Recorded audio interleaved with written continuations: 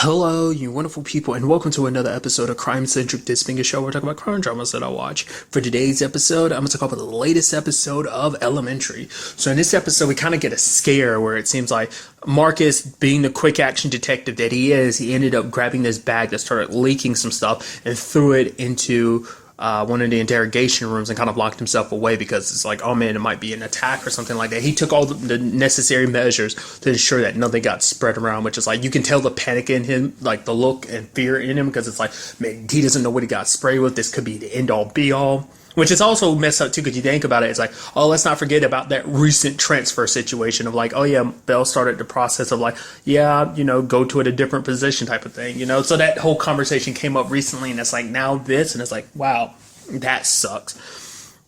So it also turns out like this is all connected to the cartel, essentially. At first, it seems like they're the likely suspect. Because what's really interesting is because Bell notices like there's a phone. He noticed that before him and Gregson dealt with the case that they were dealing with at the beginning of the episode, that dude Jeff. Well, it wasn't there before, but when he came back out, it was there. So it had to have been within a couple minutes, and then it just happens to activate when he's nearby. There's a cell phone and everything, so it's like, nope, like it was definitely whoever committed that crime, whoever activated it is still there. So, but Sherlock and Joan, like I said, were talking about the whole like, oh yeah, cartel had done this like previously, so they went to go talk to him, which is a pretty ballsy move, which shouldn't be too surprising. Like that's come up quite a bit for those two, like talking to extremely bad people that they shouldn't be getting too close to.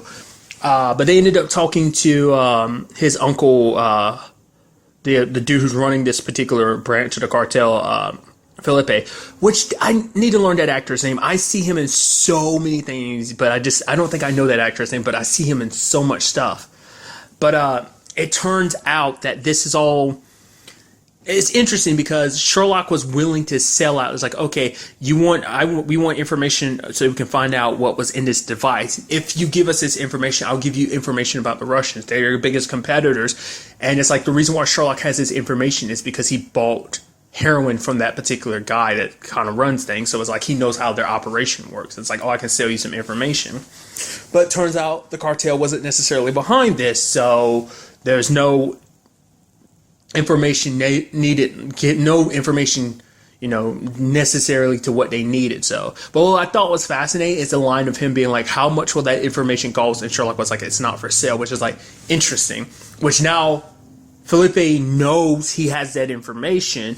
Now the question is, that must mean set up for something in the near future, where it's like Sherlock's going to need some information and Felipe is going to be like, oh yeah, this is going to be the price. He's going to need something, and this is going to come back around. Like the fact is they left that so open-ended like that. It's like, like I said, plus he knows that Sherlock has information that could be necessary. So we'll see. Not unless you can make the argument that Sherlock was bluffing, but Sherlock was putting so much stake in that information he had, so it's kind of like there has to be some legitimacy to it. So I'm curious what's going to circle that back around and kind of force his hand. Will it be something soon? Will it be much later down the road? We'll have to wait and see.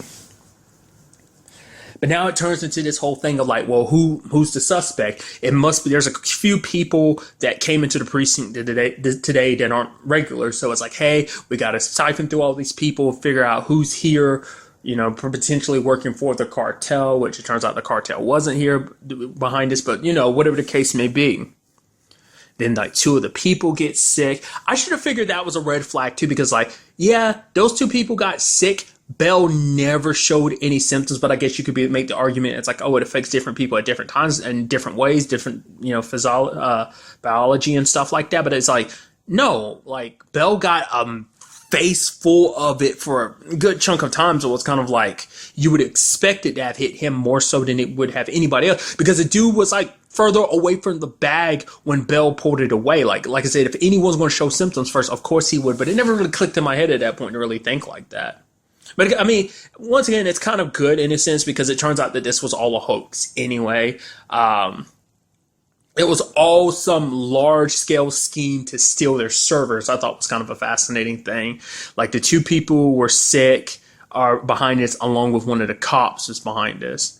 Because I was almost thinking like, oh, it's kind of a stretch to go after this old Grady guy. Because I was like, oh man, everything's kind of pointing to him because he's kind of got like a shady past. He's like, yeah, my temper gets the best of me. And it's like, oh, he got over looked when it came to like position of lieutenant. He got super pissed and stuff like that. He's like, oh, I made it right. But I was like, what is that all about? I was like, it's like, yeah, that seems like even they're kind of like, yeah, that's a little, I don't know, like it seemed a little flimsy. So I was like, oh, he can't be behind this, but it seems like there's deeper reasonings behind it and stuff like that. Especially when Gregson was talking about the whole like, oh, divorce thing too. Like that's what made me kind of, I mean, would that be enough to kind of set him off to do all this? But it's like, oh yeah, if he got paid enough, like I guess that could be compensation for doing this. But he's kind of being so steadfast, like I wouldn't do this. The other cops in here, which is the thing though, which I love how Sherlock ended up figuring that out. He basically made a scale model, well, of like copying the pictures. He basically, using light, kind of basically replicated the pictures and is able to find out like, okay, the lighting was in this position. So looking like at some astrology stuff, he's able to be like, okay, so it was most likely this day that these pictures were taken. And it's like, oh, it was only cops in the room at that time because it was during a meeting where only the cops were there at the time, the cops from that precinct. So, because it turns out that the Repo Man is what the dude's nickname is, but he basically, they were all bankrupt, and that's the reason why they were all behind this. I love that the cop dude was the main one talking. Like the other two dudes knew they were screwed.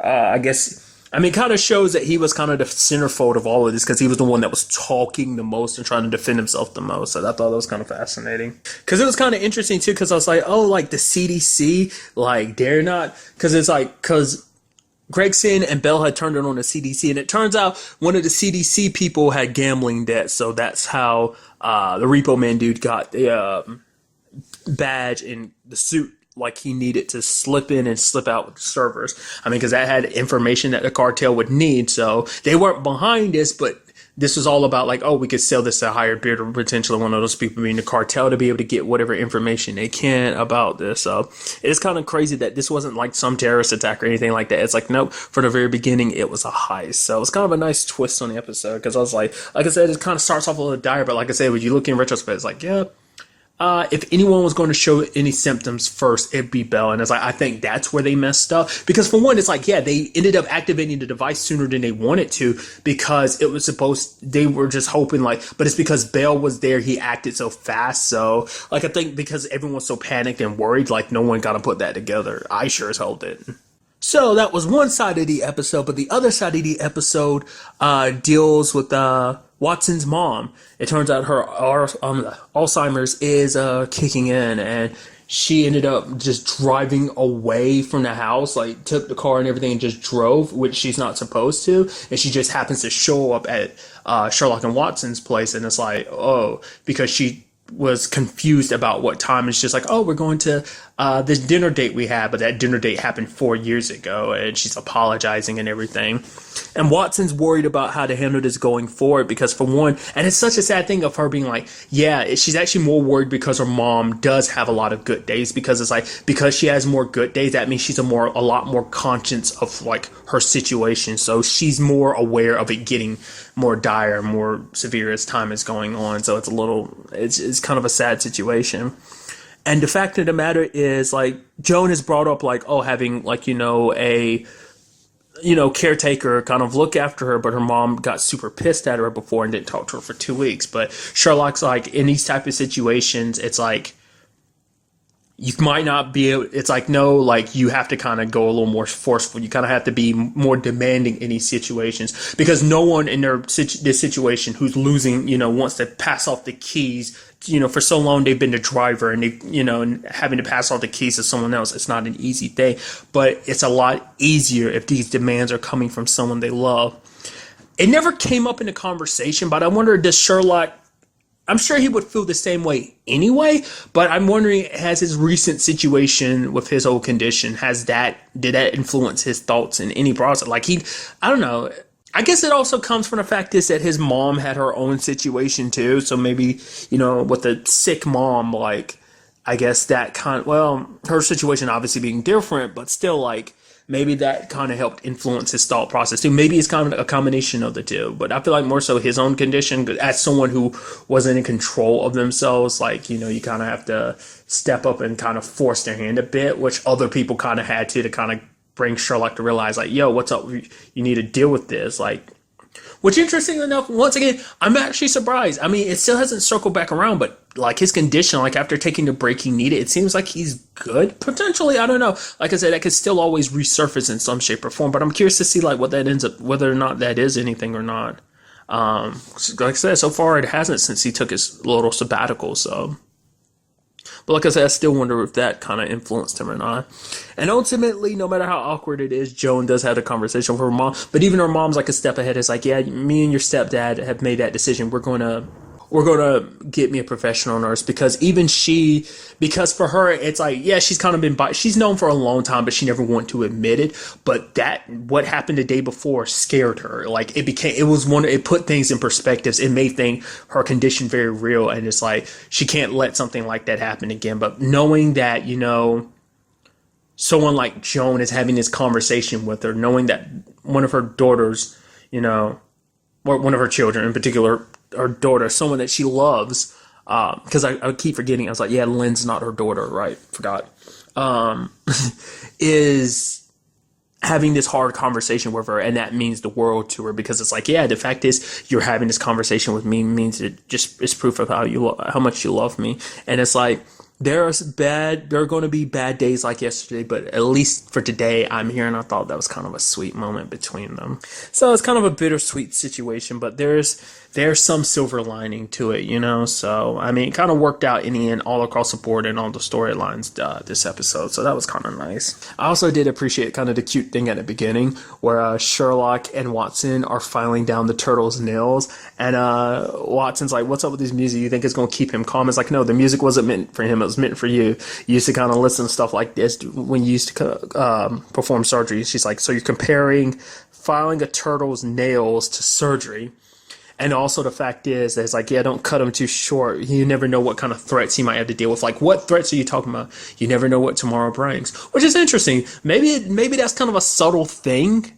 Like, maybe that's kind of referencing what would soon unfold with multiple things, like what went down in this episode about like, oh yeah, you never know what tomorrow brings, in the regard of like, oh yeah, this, things could have worked out very differently. It could have been real, like, whatever in that device, and the whole situation with Watson's mom, like, you just don't know about tomorrow. So that is kind of interesting. I don't know if that's something they did on purpose. Maybe if you go back, maybe there's more episodes that do stuff like that, but I just never realized it.